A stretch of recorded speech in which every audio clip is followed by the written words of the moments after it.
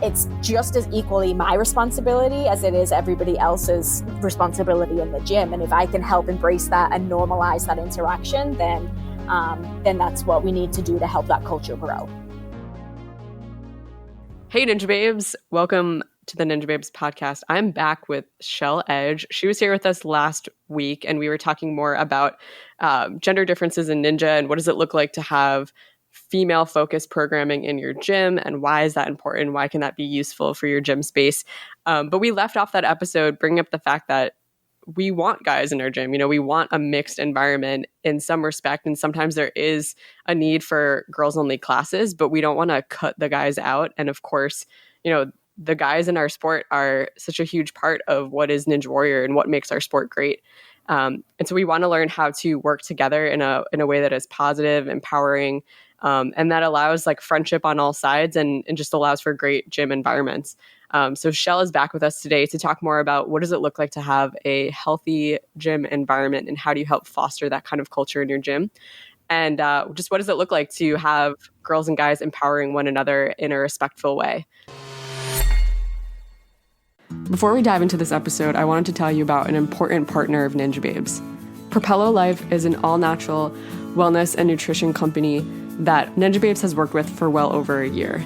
I love working with this company because they're family-owned. All of their products are all-natural, non-GMO, and not only do they taste great, but I feel great taking them.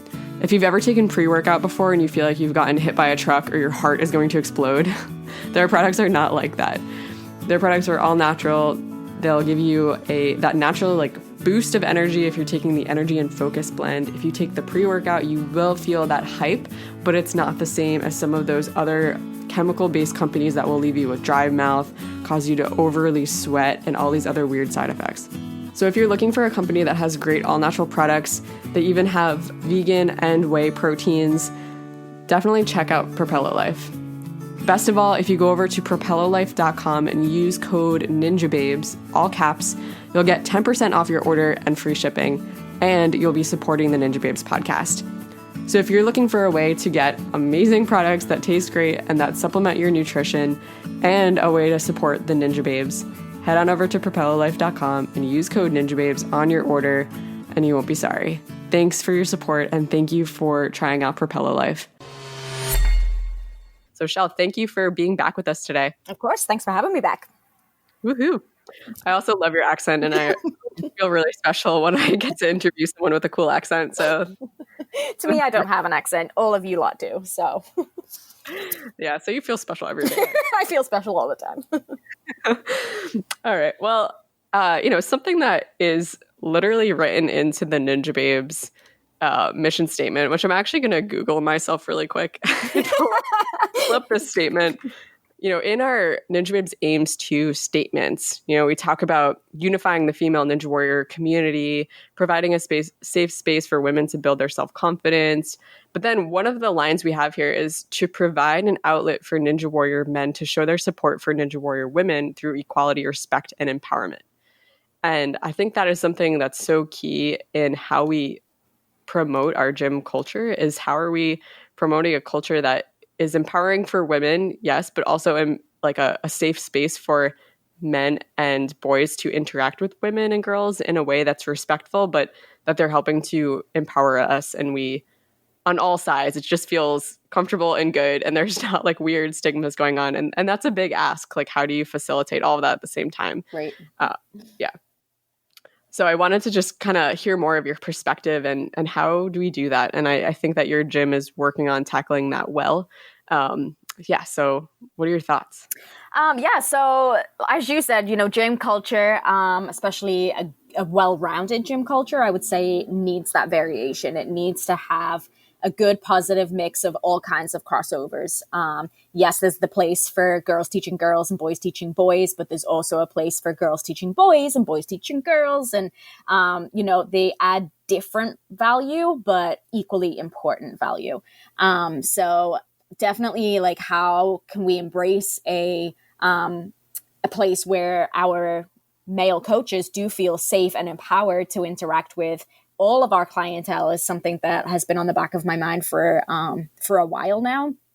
And, you know, like, it's awesome to have so many strong female role models and people to empower and kind of to help lead the way for future generations of female ninjas and for these kids. But at the same time, there's definitely a place for the guys too. There's a place for them to help foster that same level of self-belief in our girls. I think it's really important to expose them to that. You know, I was telling Kara right before this podcast, like, I have triplet girls and they don't have a dad. So they're not surrounded by a positive male role model in their house all the time. So if they then grew up in a world that deprived them of that interaction, they would be growing up not understanding and not knowing what role men play in this world. And I think a gym, particularly a ninja gym, really has such an amazing opportunity for the guys to show that a strong man is capable and there to empower us and not overpower us. And I think having girls exposed to that as often as possible is not only like really good for our own image and our own self-esteem in terms of they believe in us and that kind of thing. But I think it's really important and healthy for them to see men in that light and to see them in that light on a daily basis, and as many people in their life as possible that do reflect the positive role that guys can play. I think a ninja gym in particular has a very unique opportunity to do that. And so it's important that we definitely do make those opportunities happen. Yeah, I think that's key and so important. And it's so true. I love that you brought up your personal example with your triplets, because yeah, if they grew up, you know, they don't have a dad, if they grew up never really seeing positive male role models, they could come to think of men as the enemy or just as someone that's not needed, right? Or just constantly have like barrier between building relationships with men. Yep. And so it's important to recognize that and recognize how, not just about your girls, but in general, how can we, you know, continue to build positive male role models and positive male interaction. Absolutely. One thing with Ninjababes is like, I would never want to make it out like, oh, men are the enemy or men are something that we are above and we don't need. I mean, I grew up with 2 older brothers and a dad, and I value those relationships and I value what I learned from them and having that interaction of both genders. And I think in our gyms as well, that's something that's important. So one thing though is that we kind of were talking about this last episode, is that a lot of gyms do only have male coaches, or maybe they only have one female coach, or maybe in their classes, it's mostly guys and like one girl. So last episode, we were talking a lot about how can we build up that female community within our gyms. Mm-hmm. But I think this episode, we want to talk more about like, how can we balance that in a healthy way and what does that look like? So is there anything that you do in your gym to kind of talk to the male staff or talk to the guys about how do you speak to girls in a way that's empowering, or how do you create this culture of empowerment? So it's definitely a new topic right now, or at least it's a highlighted topic that's going on right now. You know, we recently went through our annual child abuse training for our gym. And so we had all of our staff in on this annual training, and hearing from our male staff and their perspective was really eye-opening to me. And it's something that I really want to focus on moving forward. Is kind of like the fear that they have of working with girls, particularly the older girls. And just this fear of like, what if my intentions are misinterpreted? Or, you know, what if I'm just doing my job and just spotting somebody and that turns into an accusation that could ruin my entire life? And we don't want to, you know, deliberately, but unintentionally put those barriers in place. So kind of like, you know, recognizing that, yes, we do want these positive interactions, but also how can we make sure that they're happening, and how can we make sure that they are safe and that they are perceived as safe, and that our guys feel empowered to interact with girls that way. Like, I mean, how does, you know, a young 20s male coach tell a 13-year-old girl that her looking strong is looking amazing without it sounding a little bit odd? So, you know, it's kind of like these weird boundaries of like, okay, well, that's not really something that a male coach could get away with. Maybe that's more my role as a coach, but then what could they do? Like, oh my goodness, the power in your lache looked really, really good there. So it is recognizing their strength, but it's recognizing it more in like, more in regards to like their skill as opposed to something physical about them, and kind of going about it in that way. But breaking down that fear, I think, is going to be really hard, but is also very important. You know, we live in a very scary world right now. And there is a lot of fear that I heard from some of our younger coaches that honestly made me kind of sad. Like, it was a bit like taking me back, kind of. It was like, you know, hearing from them that they're nervous to work with a certain age group of kids in the gym makes me sad, because that shouldn't be the case. Like, if the girls are embraced and they think it's awesome having male coaches and wanting to be in a co-ed class and things like that, like, why shouldn't they be getting that coaching and that interaction? And I wouldn't want any of our staff to come into work feeling nervous and scared. And, you know, if creating a safe gym culture would support anything that was to happen negatively or cause harm to our female staff, just like it would our female kids, why wouldn't we also then be looking at what could potentially be causing harm to our male staff? And for those of them who are well-intentioned and they're positive people in our community, how can, you know, we help them not live in fear of their behavior being misinterpreted?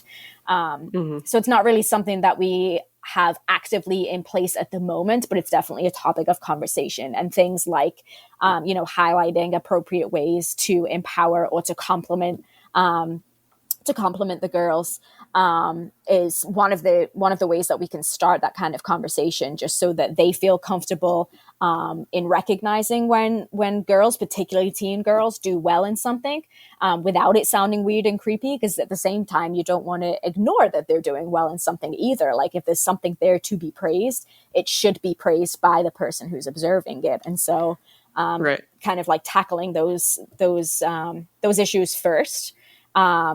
You know, we've got plenty of male staff in our gym. Like, my teen program that we were talking about last week, like, that is designed just to have female coaches.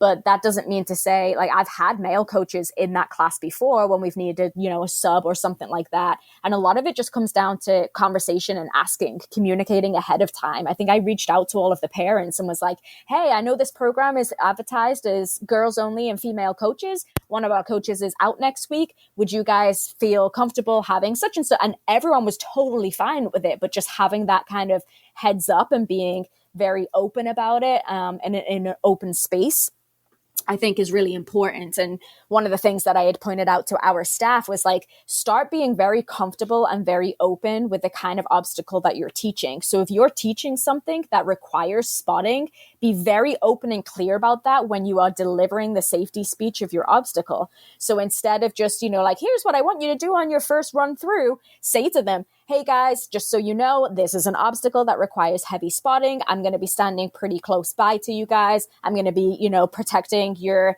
head by hovering my hand here, or whatever the case may be. But saying it loud enough so that the kids can hear, the parents can hear, your body language is open, and just kind of setting yourself up for exactly what's to come. And that will kind of take away that, that potential scare factor of somebody being like, oh my goodness, what are you doing? Why are you so close to my child right now? Or something of that nature, if everybody is aware of exactly what the role of the coach is in that specific moment. Yeah. I think that's key. And I want to pause you right there, because sure. you brought up such great points. I think something we've been talking a lot, especially in the past few weeks, is that idea of consent and what does that look like in a gym setting, and especially in spotting. Yep. Obviously, that's something that comes up constantly in Ninja. But I love what you explained about, you know, just everything being explained beforehand and just being very upfront about what's happening, what's going to happen, and what is it going to look like. Yep. And so even just what you explained about coaches being able to say, like, this is the obstacle we're doing, this is what spotting is going to look like. So it's not a surprise. It's not like in the moment you have to, you know, spotting just has to happen immediately. You can tell them it's going to happen so that they know what it's going to feel like and look like. Yep. But I also think, going back to your point about language that coaches are using when they're giving feedback or praise to ninjas as they're working through obstacles, I think it's important to realize that, yeah, there is a way that you can still praise girls or boys, whatever ninja is on the obstacle. You can still praise them, but in a way that's more so talking about what they did right, like the results of what happened. So, you know, if you're talking about, you know, you got through a great lache, or maybe they're struggling through the lache and they need to know why, you know, you can explain about the movement of their hips, the movement of the way that they're throwing their legs, or how extended they are in their backswing. Like, you can explain all of that in a way that's really talking about the work and talking about what they're, what is happening physically without making it very like personal. You know what I mean? There's a way to talk about the result of what they're doing versus how they look while they're doing it. And it's something that actually in my profession in interpreting, we talk about a lot. I'm a sign language interpreter, kind of like on the side of all of this. And and so something we talk about a lot when we're giving feedback is I'm giving you feedback on the product that you're producing. So, because it can be very easy to constantly take criticism or feedback in a way that you're feeling like, oh, me as Kara, if it was negative that day, if something happened and my interpreting wasn't great, or if it was off, there's a way to really internalize that and make it feel like, well, I'm just a lousy interpreter, or right. I can't think through this topic very well. Versus somebody saying like, oh, when you use this sign in this context, it could have been better if you used this instead. And this is why.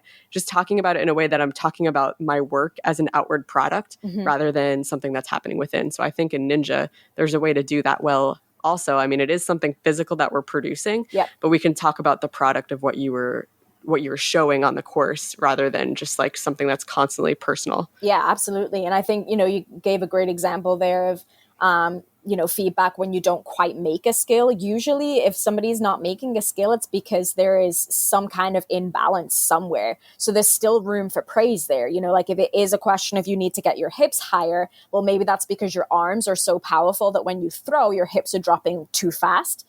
So being able to praise both of those things at the same time is like, you've got an awesome throw because your arms are really strong and that's so great. Now we just need to find a way to balance that out with your legs or with your hips or whatever else it may be. So it's not always focusing on what we got wrong, but also on this is awesome. Now we just need to balance it out. And that itself can feel very empowering too, because then they understand like, oh, okay, well, at least I know that my arms are super strong. That's awesome. So I just got to work on this part now, as opposed to why aren't I getting this? What's wrong with my hips? Why can't I pick them up high enough, or whatever the case may be? So yeah, I think that's really important too. Yeah. And I think also just to like give some more examples. I mean, I think there's a difference between, if somebody's going through a pegboard and they're trying to do like lock off moves, there's a difference between just saying like, wow, you look so strong. Like your back is just like rippling. Like you look so strong doing that obstacle, versus like, that can be a compliment, but you could also say like, oh, the way like you're able to hold your L's as you make those moves, and it's allowing you to pass through quicker because, you're holding each move as you move the pegs. Like you can talk more about the actual strategic principles and the objective parts of what they were doing versus just how you look doing it. Absolutely. Which, yeah, I mean, there's a compliment on both sides. I like hearing that my back looks really strong, but but I also want to hear like what was good about it that's actually going to set me up to know how to do other obstacles similar better. Yeah. And like we said earlier, like, yes, it's, it's great hearing that your back is really strong, but if you're a 13-year-old girl and that's an 18-year-old coach who's male complimenting you, like, how does that come across? Whereas if they focus just on the outcome, like you were saying, in terms of, the efficiency of their movement through to the end of that obstacle, then that's a very different way of phrasing the same thing. Yeah. And I think sometimes what guys might not realize is that, I mean, maybe guys is too, but I know girls, we play back every single thing that was said during the day. 100%. Right? So if the thing that I come away from practice is remembering that my male coach told me that my back looked really nice, like that's all I'm going to remember. Like, versus if, you can point out, your muscles are strong, like your lats are definitely growing, but the result of that is that I see that you're doing this obstacle well. You're able to move with power through your semi-lateral throws, like, making it more about the result of the work. And that's what we mean. That's because that's what's going to stick with them in their brain is the words that you said and what you said about them. Yeah, absolutely. And I think, like we mentioned earlier, like recognizing that there is a different role for males to females to be playing in the gym. But just to swing back to my earlier example of being very vocal and very open with your body language and explanations in terms of spotting, I think one of the ways that a gym in general can help embrace that and make it the norm is to have that expectation for everybody. So when I was delivering the child abuse training last week, that's something that I had expressed to all of our staff, that maybe that's just a good thing to start doing, like everybody putting that into the start. And that way it's not just the guys that are having to do it, which makes it single them out, which makes them look different. Why are we having to live in a society where the guys need to be more protected? Like, if we all do it and it becomes the norm, then that's what's creating that culture. It's not like, hey, you're a dude, I'm giving you an answer right here as to how you can feel safe coaching. It's just as equally my responsibility as it is everybody else's responsibility in the gym. And if I can help embrace that and normalize that interaction, then that's what we need to do to help that culture grow. Yes, and thank you for bringing that up. Like, we're not trying to single out the guys in a negative way and Not say at like all. it's always the guys who are bad and women are victims. Like, no, like that's not Not at all. That's not no. Yeah, so thank you for bringing that up. Like, just normalizing it on both ends and everyone creating that space of like consent and this is what we're doing and explaining it. Yep, absolutely. So how do you think we can continue to foster this community of respect from both sides, women respecting men, men respecting women? Is there anything else that we haven't talked about that you see as a way to just grow that respect?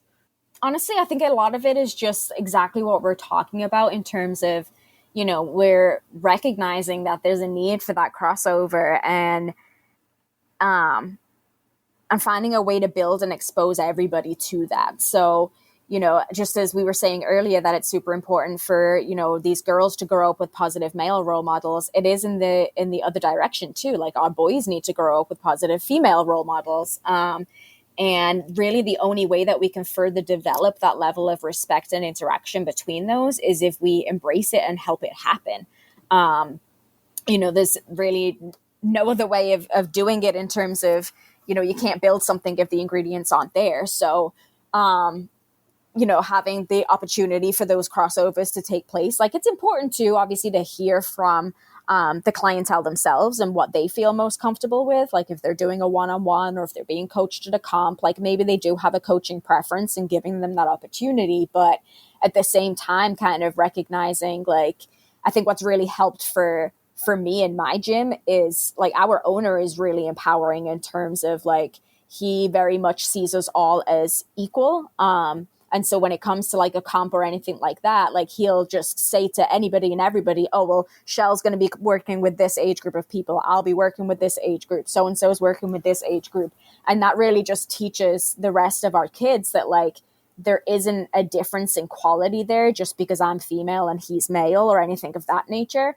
And so just exposing them to that level of respect from the top down, I think is really important. Like, I was really lucky to be able to start the program that we talked about last week because my owner let me. Like, essentially, I presented this idea to him and he was like, roll with it, off you go. And without that level of respect and support from him, it wouldn't have happened. And so I think so long as we can recognize and demonstrate what that respect looks like with our staff and with each other and expose our kids to that, it will normalize it. It's not necessarily something that we need to turn up to our 11-year-olds and say, today we're going to learn about respect to the opposing gender. Like, if it's something that they're naturally growing up around, then that's kind of what we want. We want it to be the norm.